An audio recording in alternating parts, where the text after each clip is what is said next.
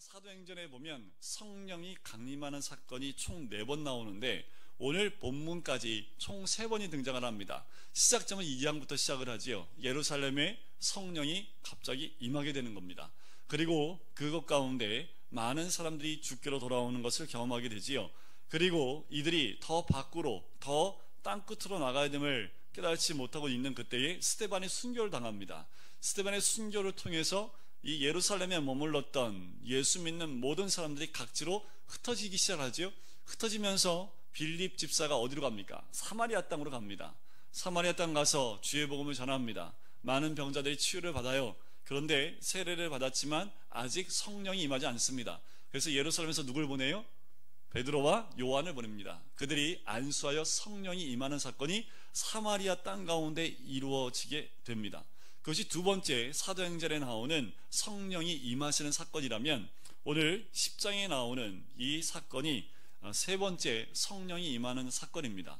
그런데요, 성령이 임하는 위치와 장소와 사람을 보시면 성령이 어떻게 움직이고 계시는 것을 볼 수 있는 것, 그것이 사도행전의 특징 중에 하나입니다. 특별히 저번 주에 우리가 9장을 마지막으로 봤는데 9장에서 누가 등장해요? 주인공이 누굽니까? 사울이란 청년이지요. 다메섹 도상, 다메섹으로 가는 그 과정 가운데 성령이 역사하십니다. 예수의 영이 그를 비추죠. 그래서 사울아 사울아 네가 나를 왜 박해하느냐 라는 그 음성을 듣고 꼬꾸라지고 예수를 만납니다. 예수를 만나는 겁니다. 예수를 만나니까 어떻게 될까요? 바뀝니다. 예수를 만나는 순간 그의 사고와 생각이 다 바뀌어버립니다. 예수 믿는 사람을 죽이려고 갔던 사람이 이제 예수 믿으라고 선포하는 사건이 일어나게 되는 거지요. 오히려 사람들이 이 사도 바울을, 사울을 죽이려고 합니다. 처음엔 다메섹에서 죽이려고 해요. 그래서 광주리를 타고 도망갑니다. 그리고 예루살렘에 와서 사도들을 만나려고 했는데 믿지를 않아요. 바나바의 추천으로 간신히 이제 이 사울이 회심된 것을 받아들이기 시작을 하는데, 거기서도 예수가 메시아이심을 전하다가 또 이 사울을 죽이려고 하는 사람들이 등장하니까 어떻게 해요? 다시 가이사로 내려갔다가 자기의 고향인 다소 지방으로 보내버리게 됩니다. 자, 그리고 10장으로 넘어오는데 갑자기 10장에선 누가 등장하냐 하면 백부장이 등장합니다. 이 백부장은 당시에 가이사랴에 있는 로마의 관원입니다. 그런데 이 사람에 대한 특징이 1절에 나오지요. 1절과 2절에 나오는데, 자, 이 백부장은 이달리아 부대의 군대 백부장입니다. 2절에 보니까 이 사람이 경건해요. 하나님을 경외하고 백성을 많이 구제하고 하나님께 항상 기도하던 사람으로 등장을 합니다. 이 10장을 볼 때는 한 장만 놓고 보면 고넬료에게 집중할 수 있습니다. 그래서 고넬료의 신앙, 왜 하나님이 고넬료에 집중을 했는가, 그래서 2절에 있는 근거를 두고 고넬료에 대해서 이야기하지만, 사도행전 전체를 놓고 보면 왜 고넬료에 대해서 갑자기 등장을 했을까? 그것은 땅끝까지 이방인에게 복음을 전하기 위한 징검다리라고 보시면 돼요. 그냥 바로 이방 땅으로 복음을 가지고 나가기에는 예루살렘이 아직 이방인들을 받아들일 만한 준비가 안 되어져 있습니다. 10장은 이방이었던, 완전한 이방이었던 고넬료에게 성령이 임하는 사건을 통해서 예루살렘에 있는 유대인들의 마음을 열어놓는 겁니다. 자, 제일 먼저 그 마음을 열 수 있는 방법을 베드로 통해서 이제 열게 되는데, 자, 이 고넬료는 제9시 3절에 보니까, 10장 3절에 보니까 하루는 제9시쯤 오후 3시가 되겠죠. 오후 3시에 환상 중에 이제 천사를 보게 됩니다. 하나님의 사자가 보이게 되는데, 너의 기도와 구제를 하나님이 들으셨다라고 하면서, 자, 네가 사람을 요바에 보내면 베드로라는 시몬이 있는데 그를 청해라. 그가 무두장이 시몬의 집에 유숙하니 해변에 있다라는 말을 듣고 자기의 경건한 부하 2명을 보냅니다. 근데 그와 동시에 그 이튿날, 자, 그들이 길을 가다가 그 성에 가까이 갔을 그때, 그 다음날 경건한 2사람을 보냈는데, 자, 그때에 베드로가요, 제6시, 그러니까 낮 12시에 기도하러 지붕 위로 올라갑니다. 지붕 위에 올라가서 밥을 좀 많이 먹었나 봐요. 기도로 올라갔는데 이게 지금 잠이 온 것 같아요. 그죠? 근데 이게 꿈인지 환상인지 구분을 못하는 거지요. 이 시간에는 환상 보지 마십시오. 이 시간에는 말씀 듣는 시간입니다. 자, 제6시에 기도로 시장하기 전이네요. 시장하여, 아직 밥을 먹지 않은 상태네요. 10절에 보니까 시장하여 먹고자 하며 사람들이 준비할 때 이제 그 환상 가운데 이제 황홀한 중에 하늘이 열립니다. 자, 어떤 환상을 보냐 하면 11절에 보니까 한 그릇이 내려오는데 큰 보자기 같고 네 개를 땅에 메어 들이웠는데 그 안에는 네 발 가진 짐승, 기른 짐승, 공중에 나는 것들이 있습니다. 근데 하늘의 음성이 들려요. 네가 배고프지? 잡아먹어라 했더니 베드로가 뭐라고 합니까? 내가 이제껏 부정한 것을 입에 댄 적이 없습니다. 먹지 않겠습니다. 이 일이 3번이나 반복됩니다.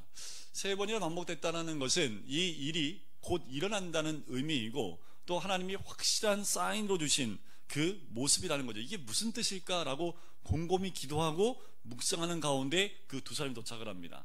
그래서 고넬료를 소개해요. 그래서 네가 베드로 맞느냐? 성령께서 우리를 보냈다. 19절에 보니까 베드로가 환상에 대해서 생각할 때 성령께서 얘기를 하지요. 두 사람이 찾으니까 의심하지 말고 따라가라 해서 그 사람을 따라가서 고넬료를 만나러 갑니다. 자, 25절 한번 보시겠어요? 마침 베드로가 들어올 때에 고넬료가 맞아 발 앞에 엎드려 절하니. 자, 고넬료가 베드로가 들어오자마자 그 발 아래 엎드립니다. 자, 그런데 24절 바로 앞절에 보니까 고넬료가 그의 친척과 가까운 친구들을 모아 기다리더니. 왜 모아서 기다렸을까요? 그들 모두가 예수님을 믿는지 모르겠습니다. 그런데 확실한 것은 고넬료는 예수를 믿는, 하나님을 믿는 경건한 사람이었다라는 거지요. 그러니까 천사가, 하나님의 사자가 초청하는 그 사람을 맞이하기 위해서 온 집안 식구를 다 모아놓은 거지요. 고넬료는 뭐밖에 안 했어요? 모아놓는 겁니다. 그 다음에 하나님이 하시는 거지요. 베드로가 나도 사람이다 하면서 나한테 절하지 말라고 얘기를 하지요.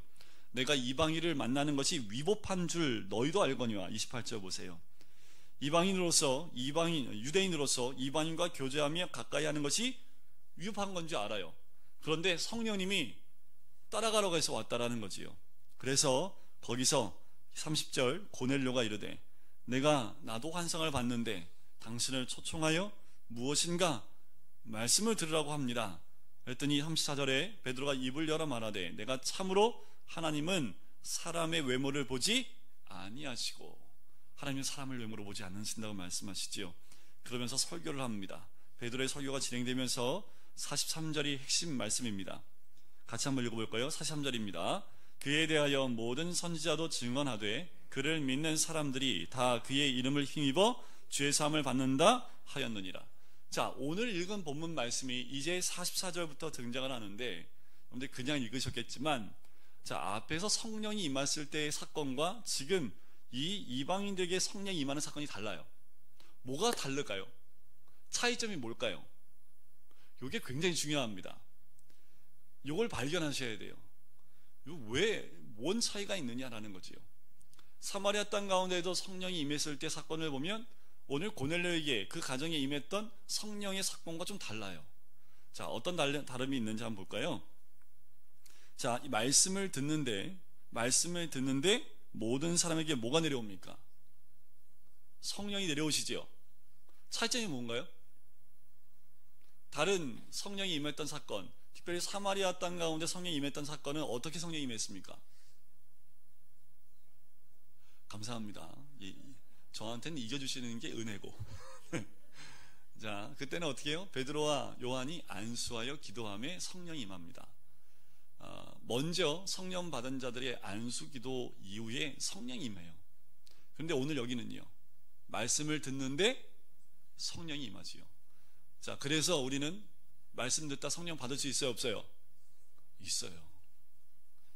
하나님 말씀을 듣다가 성령이 임하는 사건이 있습니다. 실제로 말씀을 듣다가 치유되는 경우도 있고요. 뭐 기도도 안 받아요. 근데 말씀 듣다가 제가 그 성경사학교에서 말씀을 가르친 적이 있습니다. 그때 한 선교사님이 와서 말씀을 이제 공부하신 분이 계세요. 한 6개월 동안. 저희가 한번 공부를 하면 아침 9시서부터 오후 5시까지 성경만 봅니다. 점심시간 딱 1시간 빼고. 그러니까 거의 한 8시간을 앉아서 성경을 봐요.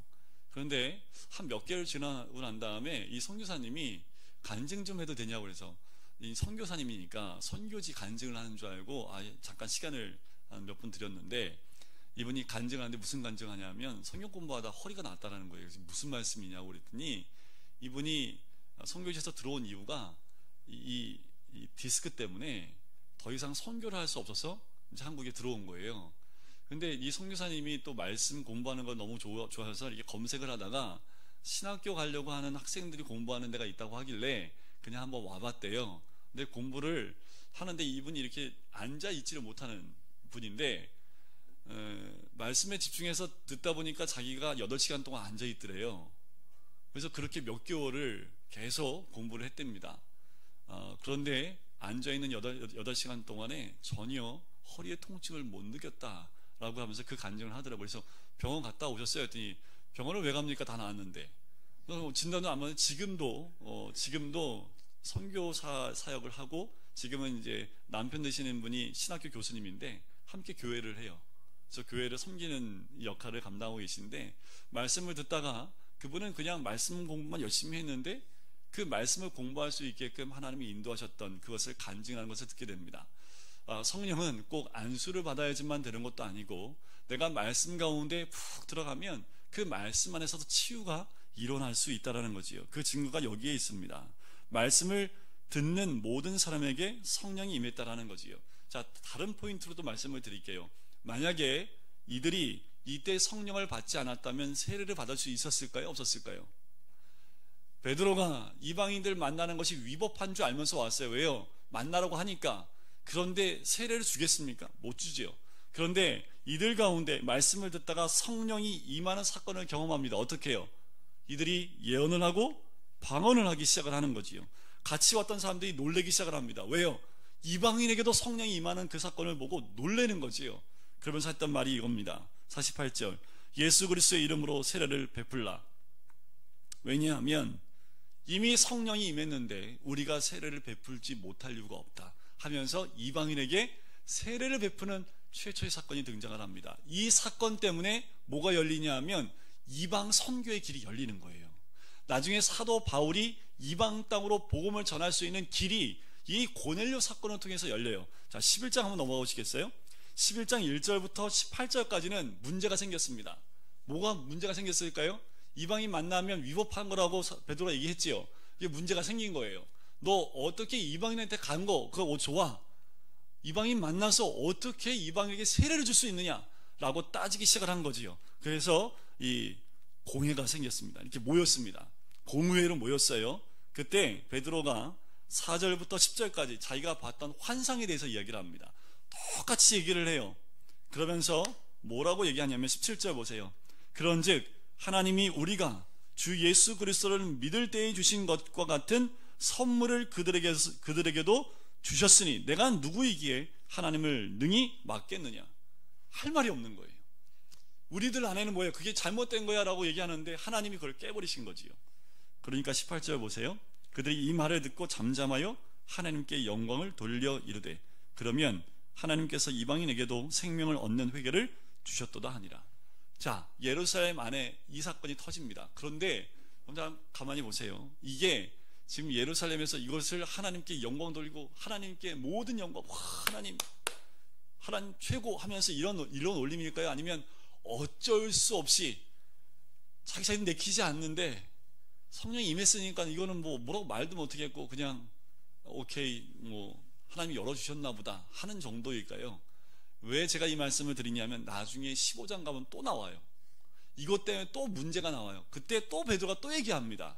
그때는 사도 바울 때문에 나타난 공회 사건이었습니다. 자, 이 사건 이후에 19절에 보면 또 스데반 사건 이후에 사건들이 연결돼요. 그때의 스데반의 일로 일어난 환란으로 말미암아 흩어진 자들이 베니게와 구브로와 안디옥까지 이르러 유대인에게만 말씀을 전하니라. 자, 구브로는요 지금 키프로스 섬입니다. 터키의 유일한 가장 큰 섬인데 그 섬을 얘기해요. 이게 구브로고요. 그리고 그러니까 예루살렘에서 지중해 쪽으로 나와서 흩어져서 복음을 전하고 저 북쪽으로 나아가서 복음을 전하기 시작을 합니다. 그런데 참 재밌는 게 20절입니다. 그들이 유대인에게만 말씀을 전했잖아요. 그죠? 근데 20절에 꼭 말 안 듣는 사람 몇 명 나와요. 그런데 그 말 안 듣는 그 몇 명 때문에 하나님의 역사가 일어나요. 20절 보시래요. 그 중에 구브로와 구레네 몇 사람이 안디옥에 이르러 누구한테요? 헬라인에게. 야, 유대인에게 복음 전환했더니 이 사람 몇 명이서 뭐예요? 이게 헬라인하고 유대인하고 좀 헷갈렸는지 모르겠어요. 생김새는 완전히 다를 텐데 꼭 하라면 하지 않고 꼭 이상하게 하는 사람들이 있는데 하나님이 가끔 이렇게 역사하신다니까요. 헬라인에게 복음을 전합니다. 전파하니까 어떻게 해요? 주의 손이 그들과 함께 하심에 수많은 사람들이 믿고 주께로 돌아옵니다. 이 안디옥 안에 교회가 형성되는데 참 재밌는 것은 이 안디옥이란 도시가요, 굉장히 큰 도시입니다. 무역하는 도시고요, 길과 길이 만나는, 그래서 그곳은 무역의 중심지가 되어지는, 모든 사람이 오가는 굉장히 큰 도시인데, 그러다 보니까 각 나라 사람들이 다 모이지요. 각 나라 사람이 다 모인다는 얘기는 그곳의 문화는 어떤 문화일까요? 여러 나라 사람 다 모이니까 무슨 문화라고 그래? 그렇지, 다문화. 딩동댕. 다문화예요, 다문화. 그러면 교회에 나오는 사람들의 그 국적은 다 섞여 있겠지요. 제가 이 말씀을 드리는 건 이유가 뭐냐면 12장의 근거, 12장이 왜 나오는지의 근거가 오늘 이 11장에 나와 있기 때문에 그래요. 자, 한번 볼게요. 자, 이 말을 듣고요, 예루살렘에서 바나바를 보내요. 참 사람을 잘 파송했습니다. 이게 굉장히 중요합니다. 어느 지역에 파송할 때 누구를 파송냐에 따라서 상황이 달라지는데, 이 바나바는 어떻게 해요? 품는 사람 아닙니까? 이게 판단 내리고 자르고 잘못된 거하고 옳은 거 걸러내고 이렇게 나누는 것이 아니라, 이 바나바는 끌어안는 사람입니다. 바나바 가서 뭐 했을까요? 복음 전했지요. 바나바의 24절을 보세요. 어떤 사람인지 나와요. 첫 번째가 뭐예요? 착해요. 착하시길 주의를 먼저 축원드립니다. 일단 착해야 됩니다. 두 번째, 성령이 충만해요. 세 번째는 믿음이 충만한 사람이지요. 그러니까 어떻게 해요? 큰 무리가 죽게 더합니다. 너무 큰 무리가 모이니까 혼자 감당을 못하죠. 그때 생각난 사람이 누구예요? 이 안디옥에서 다소까지는 그렇게 멀지 않습니다. 다소에 사울이 있었지 해서 이 바나바가 사울을 데리러 다소에 갑니다. 안디옥에 데리고 와요. 자, 26절인데 제가 하려는, 우리 교회에서 하려고 하는 그걸 하고 있는 거예요. 여기서 이 두 사람이 안디옥에 데리고 와서 둘이 교회에서 1년 동안 모여 있어 큰 무리를 가르쳤고, 제자들이 안디옥에서 비로소 무슨 말 들어요? 그리스도인이라는 이름을 듣기 시작합니다. 자, 이때는 그리스도인이라는 말은요, 이런 뜻이에요. 예수쟁이. 저 예수쟁이 들어간다. 왜요? 뭔가 달라. 이게 그 신부들이 입는 옷을 입고 다녀서요, 그래서 다른 게 아니라요, 하는 행동이 달라요. 삶의 양식이 다르고 가치관이 달라요. 그러니까 그들이 다니면서 행하는 모습을 보면 자기들, 그 안디옥에 사는 사람들과 뭔가 다른 삶을 사는 그들을 뭘로 지칭 했어요? 예수쟁이라는 거죠. 그러면서 그들은 그리스도인이다. 그리스도인이라는 말을 처음 듣기 시작하는 것이 예루살렘이 아닙니다. 어디요? 다문화, 이방인들이 모였던 안디옥이라는 교회에서 처음으로 그리스도인이라는 말을 듣기 시작을 해요. 이들은 어쩌면 이 말이 별명입니다. 교인들에 대한 별명. 앞으로 교회 다니는 모든 사람들은 다 뭐가 돼야 돼요? 그리스도인. 그러니까 뭐예요? 교회 다니는 사람들의 별명이 그리스도인 되니까, 쟤 누구야? 이제 그리스도인. 저 사람은 저도 그리스도인. 야, 근데 얘는 또 어떻게 똑같냐, 이렇게 사는 게. 똑같아. 그리스도인이나 뭐 아니나. 얘가 그리스도인이었어? 이게 아니. 요즘 이런 말이 많이 나오잖아요. 제가 교회 다녔어? 뜨끔하신 분 계시면 안 돼요. 제가 그 큰 교회 다니는 큰 교회에서 뭐라며 제가? 아니겠지. 이런 말 들으시면 안 된다는 거. 이때는 뭐예요? 그렇지. 그래, 그리스도인 맞아. 저 사람도 그리스도인 아니야? 맞네. 이런 이름들이 공유가 되기 시작하는 것이 안디옥 교회 성도들이었습니다. 자, 그때에 아가보라는 한 사람이 예언하는 얘기가 나오죠. 큰 흉년이 듭니다. 그 말을 듣고 이 안디옥 교회에서요, 부조를 모아요. 뭐냐 하면 우리의 어머니 교회, 그러니까 모교라고 하잖아요. 그죠? 예루살렘에서 파송을 했기 때문에 이 예루살렘에 큰 흉년이 들기 때문에 그들을 위해서 좀 돕기 위해서 부조를 모읍니다. 이게 뭐예요? 구제헌금이 될 수도 있겠고, 선교헌금이 될 수도 있고, 구제헌금을 모아요. 그래서 바나바와 사울의 손을 통해서 장로들에게 그 물질을 보냅니다.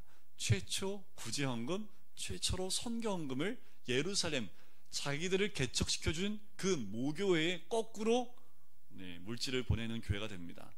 보통 우리가 선교를 하면요, 선교지에 있는 교회가 자체적으로 헌금이 들어와서 자립할 수 있다고 한다면 최고입니다. 근데 거꾸로 그 교회가 성장해서 어떻게 해요? 거꾸로 선교사를 파송한 교회를 돕기 시작해요. 이거는 역사상 있을 가능성이 별로 없는데 한국 땅에 있었죠.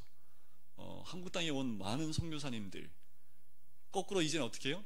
그 나라에 복음을 전하는 선교사를 파송하는 나라가 우리나라가 됐습니다. 미국에서 선교사가 왔고 영국에서 선교사가 왔는데 이제는 미국과 영국에 선교사를 파송하는 역선교가 일어날 정도로 그렇게 되어져 가고 있다라는 거지요. 자, 12장이 왜 나왔을까? 12장은 무슨 사건이냐면요, 저를 보세요. 그냥 여기에 사도가 죽어요. 12사도 가운데 예수님을 팔아넘겼던 자살한 그 사도 말고 다시 마띠아가 포함이 돼서 12명의 사도 가운데 헤롯에 의해서 목잘림 당하는, 순교하는 야고보가 나옵니다. 야고보와 요한 있지요? 그 야고보가 여기서 순교를 해요. 갑자기 이 안디옥 교회가 부흥하여 그 안디옥 교회 어마어마한 부흥을 경험했는데 갑자기 12장에 딱 들어와서 무슨 일이 있어요? 사도라고 하면 이때 당시에 대들보와 역할을 할 수 있습니다. 말씀을 선포하는, 예수님께 직접 말씀을 배웠던 사람들이기 때문에 굉장히 권세가 있었던, 당시에 믿는 사람들에게 대부 역할을 할 수 있는 사람인데 순교를 당해요. 그리고 또 누가 잡혀요? 베드로가 잡힙니다. 베드로는 좀 약간 달라요. 야고보를 바로 죽이고요, 순교를 시키고, 베드로를, 이게 순교하니까 유대인들이 좋아해요, 안 좋아해요? 너무 좋아해요. 그러니까 헤롯이 그 인기를 더 얻으려고 베드로를 딱 잡습니다. 베드로를 잡아서 죽여야 되는데 바로 죽이지 않고 어떻게 해요? 감옥에 가둬놓습니다. 이 베드로의 모습을 보실까요? 자, 7절에 주의 사자가, 12장 7절에 보면, 자, 주의 사자가 나타나요. 그런데 이 모습을 보여드리는 이유가 뭐냐 하면 베드로가 지금 감옥에서 어떠한 모습으로 있는지가 나와요. 자, 옷 중에 이제 빛이 쫙 임해요. 저는 갑자기 빛 임하면 바로 깹니다. 우리 현설이는 빛이 임하든 뭐하든 자요. 쟤는 옆에서 따귀를 때려도 자요. 그런 거 있죠. 잠자면 아예 잠이 깊이 들어서, 근데 저는 옆에서 누가 기침만 해도 깨요. 기침하면 제가 막 힘들어요. 막 우리 애들 한번 감기 걸리면 2층에서 기침하면 제가 깨요. 왜 깨냐 하면 집에 저렇게 기침하고다가 이제 토하는 거 아니야 이럴 정도로 막 기침을 하니까 2층에서 기침하면 제가 깨요. 그러면 제가 누굴 깨워요? 좀 나가봐, 야, 기침하는데 기침한 게 낫더라고 하다가 또 제가 안 가고 또 아내 깨워가지고 또 올려보내고 물 좀 먹이라고 올려보내긴 하는데, 저는 그렇게 잘 깨는데, 제 말씀 왜 드리냐면 베드로가 빛이 임하면 깨야 돼요, 안 깨야 돼요? 근데 안 깨요. 그거는 저를 닮은 거예요? 아니, 닮은 건 아니죠. 저 같은 거예요? 우리 현철이 같은 거예요? 한번 잠을 자는데 이게 무슨 빛이 임하든지 상관없이 잠을 자는 거지요. 자, 그런데 보세요. 그 주의 사자가요, 베드로의 옆구리를 어떻게 해요? 쳐서 깨워요. 이 정도 되면 현철이보다는 좀 장기가 밝은 건데 옆구리를 쳐야지만 일어나는 거지요. 급히 일어나라 라고 했더니 일어난과 동시에 뭐가 풀려요? 쇠사슬이 손에서 벗어집니다. 지금 뭐한 상태에서 자고 있는 거예요? 쇠사슬을 다, 발과 손에 쇠사슬을 다 묶고 그 상태에서 깊이 잠이 든 거예요. 내일 죽을 사람이. 우리가 한번 생각해 보세요. 내일 죽어요. 그런데 그 다음 장 한번 보실까요? 천사가 뭐라고 얘기해요?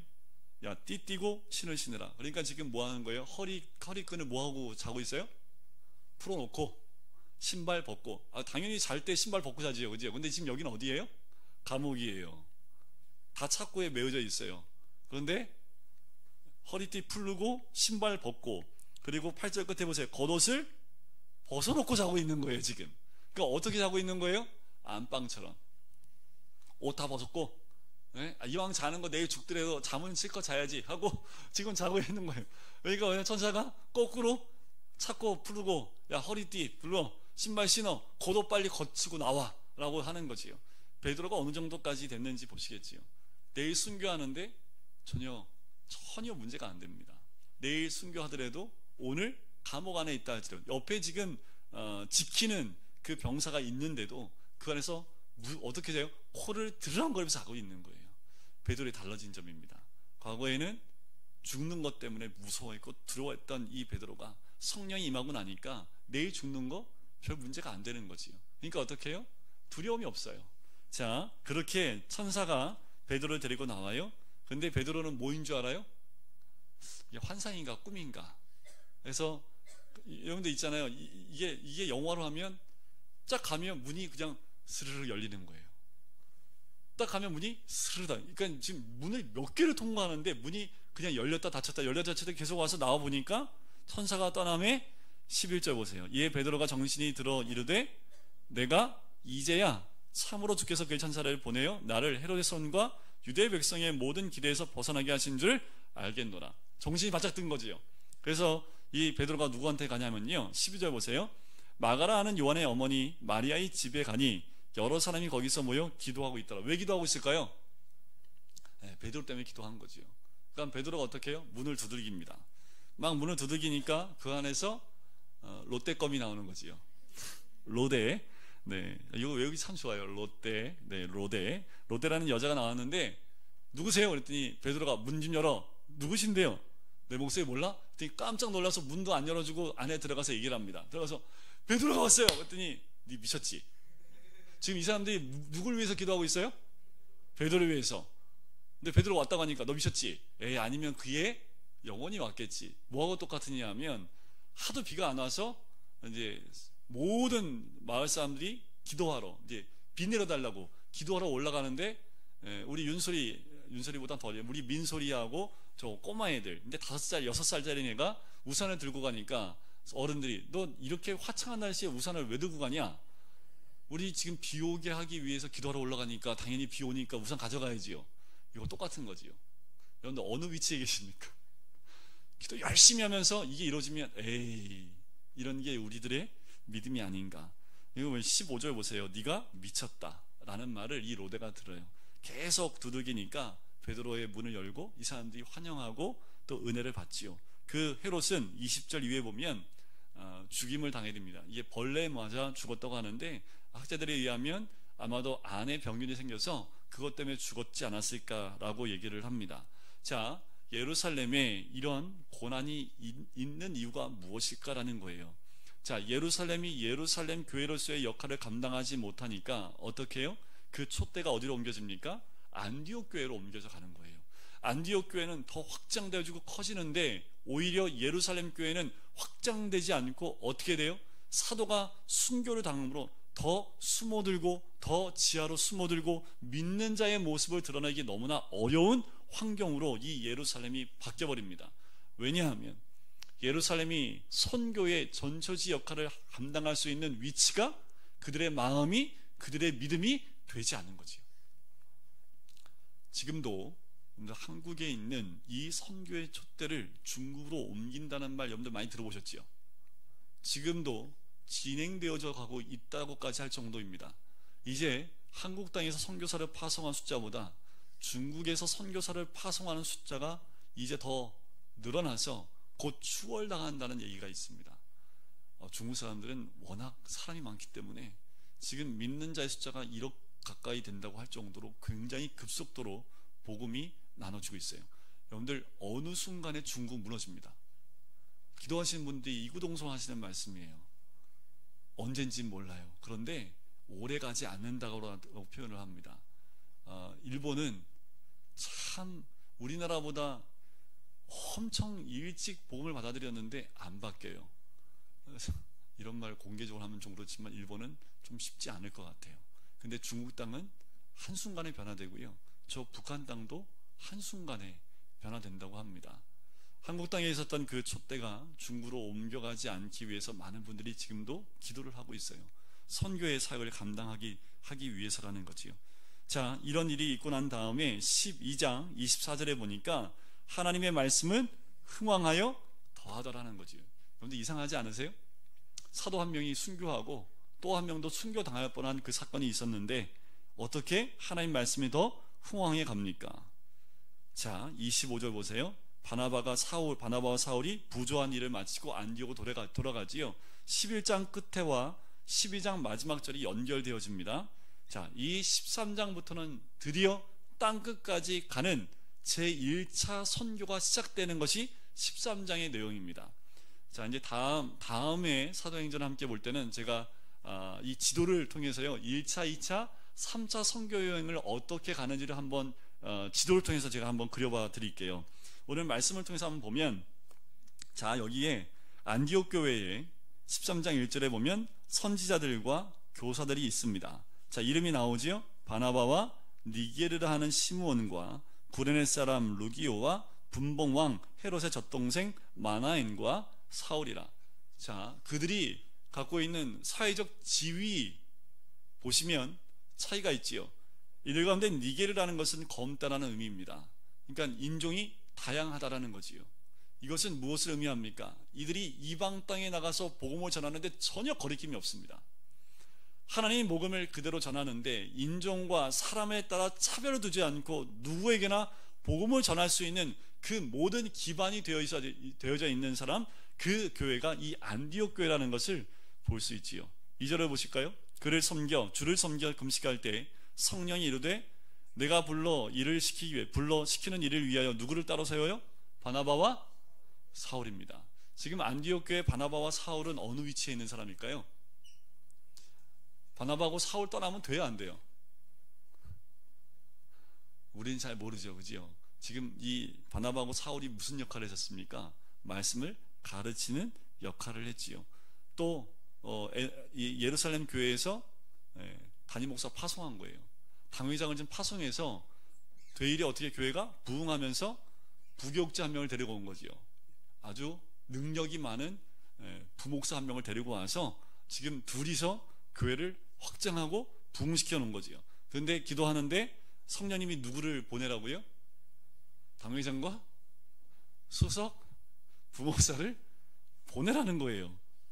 근데 3절에 보니까 금식하여 기도하고 두 사람에게 안수하여 보냅니다. 이 정도 되면 일단 한번 40일 금식 기도 한번 해봐야 정상이죠, 그죠? 잠깐 우리 수석 부목사와 함께 기도원을 잠깐 다녀오겠습니다. 그래서 하나님 사인을 다시 한번 정확하게 받고 오겠습니다. 그러면 이제 사인이 바뀌는 거지요. 누구의 뜻에 따라? 사람의 뜻에 따라 바뀔 수밖에 없는 거지요. 자, 이 바나바와 사울은 성령의 보내심을 따라서 떠납니다.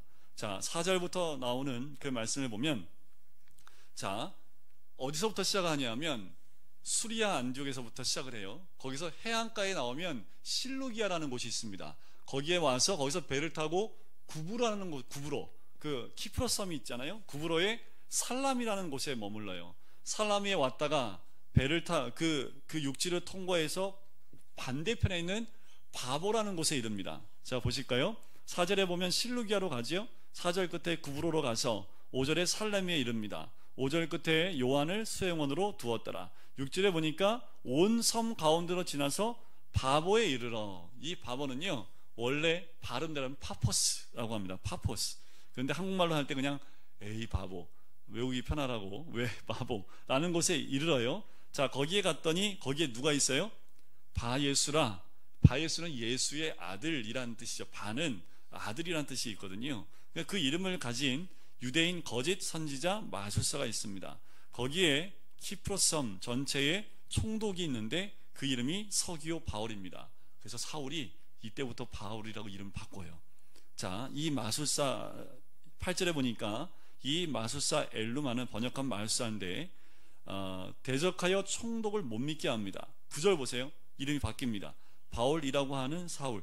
제가 이거 보면서 서기오 바울을 보면서 사울이 바울로 이름을 바꾸지 않았나 라는 생각이 들기도 하는데, 성령이 충만해서, 자, 사도 바울이요, 제일 먼저 행했던 이적이 뭔지 아세요?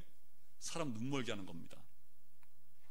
이 일 이후에 사도 바울이 절대로 이런 이적을 반복하지 않아요. 자, 10절에 보니까 마귀의 자식이요 모든 의의 원수요 주의 바른 길을 굽게 하기를 그치지 아니하겠느냐. 보라, 이제 주의 손이 내 위에 있으니 내가 맹인이 되어 얼마 동안 해를 보지 못하리라 하니 즉시 안개와 어둠이 그를 덮어 인도한 사람을 두루 구하는지라. 바울의 첫 번째 이적입니다.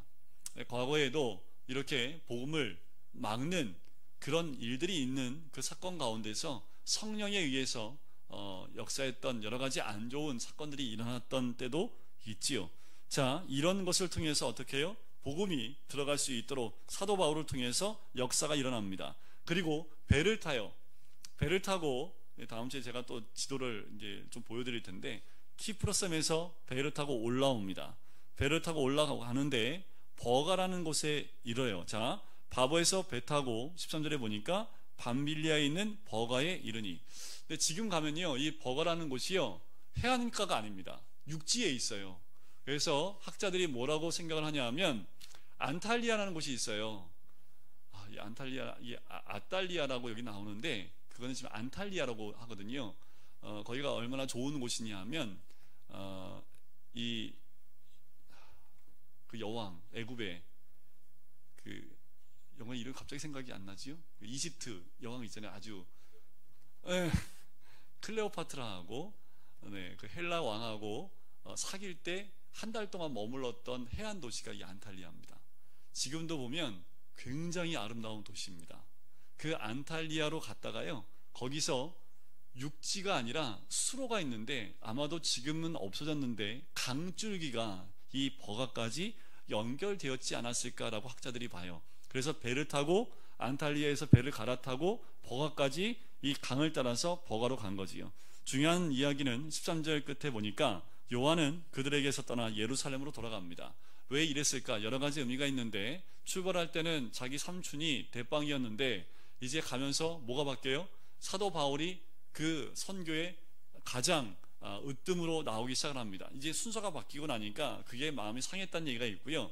이 버가라는 곳에서 그 다음에 가게 되는 비시디아 안디옥이라는 곳이 있어요. 근데 이 거리가 약 160km가 되는데 타우루스 산맥이라는 산맥이 있습니다. 그 타우루스 산맥이 굉장히 유명한데 왜 유명하냐면 산적이 많아요. 그곳을 통과할 때 10명 중에 8명에서 9명은 산적을 만나서 모든 것을 다 뺏기든지 죽임을 당하는 험준한 산맥이 이 타우루스 산맥인데, 지금 버가에서 어디로 가려고 하냐면 이 비시디아 안디옥이라는 곳을 또 가려고 하니까 무서워서 나는 선교가 이런 건지 몰랐어요 하고 돌아갔다라는 이야기도 있습니다. 근데 중요한 건 결론은 뭐예요? 돌아갔다라는 거지요. 먼저 선교하러 같이 갔다가 나 선교 안 합니다 하고 돌아가면 선교에 갔던 사람들이 굉장히 힘들어지죠. 심적으로 많이 힘들어집니다. 이것 때문에 2차 선교 여행 때 엄청 싸워요. 누구하고요? 바울과 바나바가. 바나바는 성격은 뭐예요? 늘 품어요. 근데 바울은 사역 위주로 돌아가는 사람입니다. 하나님이 선교의 사역을 맡았기 때문에 선교 사역에 걸림돌이 되는 건 무조건 잘라내는 스타일입니다. 그러니까 둘이 싸우지요. 자, 이들이 돌아가고 난 다음에 비시디아 안디옥에 갑니다. 거기서 사도 바울이 첫 번째 설교가 등장하는데 16절부터 그 설교가 시작해서요 쭉 41절까지 갑니다. 41절까지 비시디아 안디옥에 가서 이제 하나님의 복음, 그 말씀을 전하기까지 다윗서부터 시작해서 구약의 말씀을 조목조목 이야기하면서 예수님의 복음을 전하기 시작을 합니다. 설교의 내용은 조금 좀 스킵하고요. 뒤로 한번 넘어가 볼까요? 43절에 보면 회당의 모임이 끝난 후에 유대인과 유대교에 입교한 경건한 사람들이 많이 바울과 바나바를 따릅니다. 두 사도가 더불어 말하고 항상 하나님의 은혜 가운데 있으라 권하지요. 45절에 보니까 사람들이 무리가 나눠지는데 특별히 유대인들이 그 무리를 보고 시기가 가득하여 바울이 말하는 것을 반박하고 비방을 합니다. 그때 바울과 바나바가 무엇을 하냐면 46절 끝에 우리가 이방인에게로 향하노라. 이제 유대인만 복음을 전하는 것이 아니라 이제 이방인에게 복음을 전하러 가겠다라고 선포를 하게 되는 거지요. 그러면서 그들이 51절에 보니까 두 사람이 그들을 향하여 발에 티끌을 떨어버리고 이고니온으로 갑니다. 자, 이 사건은 예수님이 두 제자들 12명의 사도들을 둘씩 짝을 지어 선교 파송을 할 때, 전도 파송을 할 때 받아들이지 않거든 그 집을 향하여 발에 먼지를 떨어버려라 라는 말씀이 마태복음 10장, 마가복음 6장, 누가복음 9장에 나옵니다. 그 말 그대로 이들이 뭐 한 거예요? 발에 티끌을 떨어버리는 그 사건. 그런데 기억하실지 모르지만 발에 티끌을 떨어버린다는 것은 너희는 심판받을 백성, 심판받을 사람들, 그래서 내 발에 심판받는 그 땅에 먼지까지 떨어버린다는 그 의미가 있습니다. 그러니까 유대인들 향해서 신발에 먼지 떨어버리는 것은요, 굉장히 불손한 모습과도 같은 거지요. 자, 이렇게 사도 바울은 계속 그 다음에 지역으로 옮겨가게 됩니다. 자, 13장 마지막 52절을 보고 오늘 말씀 마칠까요? 제자들은 기쁨과 성령이 충만하니라. 가는 곳마다 사도 바울이 복음을 전하고 그 기쁨이, 구원의 놀라운 기쁨과 그리고 성령의 충만함이 늘 함께 동행해 가는 것을 보게 되는 거지요.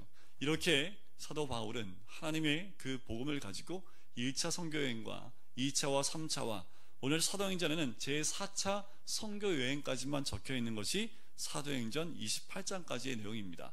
다음 주에는 다음번에는 저희가 이 사도행전 1차, 2차, 3차, 4차 선교여행의 이 흐름들을 배를 타고 어떻게 움직였는지, 어떻게 선교를 갔는지 지도를 직접 보면서 하나하나 좀 설명해드리고, 그 안에 있는 내용들은 그 안에다가 집어넣어서 좀 제가 빠르게 좀 설명을 드리도록 하겠습니다. 우리가 주님의 사역을 감당치 못하면 촛대는 옮겨지게 되어져 있습니다. 그리고 고난이 올 수밖에 없고요. 하지만 주님이 명령하신 그 사역을 감당해 나갈 때 길이 열리고 또 하나님 주신 복이 임하게 될 수 있습니다. 왜요? 그 일을 감당하기 위해서는 물질이 필요하지요. 물질의 복이 임할 수밖에 없습니다. 그래서 주의 사역이 어떤 것인지 분별하고 그 하나님의 뜻대로 순종해 가는 것, 그것이 너무도 중요하지요. 그건 교회일 뿐만 아니라 각 가정도 마찬가지입니다. 사도 바울이 주의 뜻을 따라 그렇게 복음을 전하러 나갔던 것처럼 우리 교회도 우리 교회에게 맡겨진 사명들을 잘 깨닫고 감당해 나가는 것이 그 어느 때보다 중요한 시기라고 저는 그렇게 생각을 합니다. 교회 54주년이잖아요. 이제 다시 한번 우리가 또 기도하면서 55주년이 되기 전까지 우리에게 맡겨준 사명들을 다시 한번 우리끼리가 아니라 우리를 통해서 무엇인가 이루시려고 하는 하나님의 뜻이 무엇인지, 우리 가정만이 아니라 우리 가정을 통해서 하나님이 무엇을 움직여 가시고 역사하실지를 바라봐야 되는 거지요. 그래서 우리 다음 세대들이 그 비전을 함께 나누고 이들이 갈 수 있도록 우리가 함께 돕고 또 후원하고 이들을 보낼 수 있는 그 위치에 우리 모두가 있어야 될 줄 믿습니다. 안디옥 교회가 아니라, 예루살렘 교회가 아니라 안디옥 교회처럼 주님께 쓰임받는 교회가 되기를 주님의 이름으로 간절히 축원드립니다.